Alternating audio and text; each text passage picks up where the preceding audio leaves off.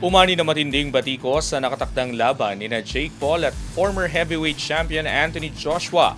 Isang high-profile bout na mas pinag-uusapan hindi dahil sa kompetisyon kundi sa mga seryosong tanong tungkol sa kaligtasan at pagiging patas nito sa boxing. Ang ibang detalye alamin sa pag-abante ni Jake Mikulov.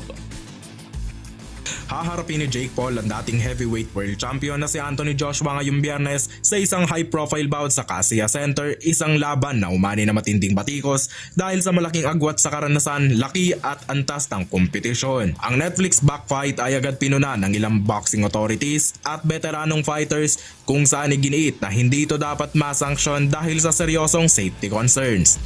Ayon sa mga ulat, tinanggihan ng British Board of Control ang pag-aproba ng laban kung ito ay ginanap sa kanilang jurisdiksyon. Malaki ang pisikal na diferensya ng dalawang boksingero. Si Paul na tumitimbang na humigit kumulang 199 pounds sa kanyang huling laban ay haharap sa 6'6" na si Joshua na umabot sa mahigit 250 pounds sa kanyang huling weigh-in, isang agwat na bihira makita sa lehitimong world level matchups. Mismong promoter ni Joshua na si Eddie Hearn ay nagpahayag na ang laban ay isang malinaw na mismatch habang ilang dating world champions ang nagbabala na maaring mauwi ito sa malubhang pinsala para kay Paul. Kabilang sa mga nagpahayag ng pangamba sina David Haye at Amir Khan na kapwa nagbigay diin na ang antas ng kapangyarihan at ring experience ni Joshua ay maaring magdulot ng seryosong peligro sa isang boksingerong walang sapat na exposure sa elite heavyweight competition. Dagdag pa rito, sinabi ng combat sports analyst na si Michael Bisping na walang makatotohanang senaryo kung saan mananaig si Paul laban sa isang Olympic champion